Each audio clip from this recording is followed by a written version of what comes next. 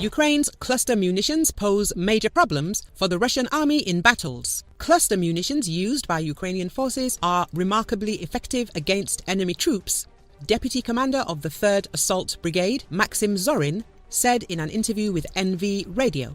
Our artillerymen actually quite enjoy it when they are given a mission that involves using cluster munitions, said Zorin. But the enemy does not enjoy them at all because it is truly very unpleasant. As a rule, after their deployment, it is rare for anyone to remain unscathed in the area of application. It is a significant advantage. He noted that cluster munitions allow for covering the entire area where an enemy infantry group or their light armored vehicles disperse, inflicting substantial damage on Russian forces. Ukraine began using cluster munitions provided by the United States at the end of July.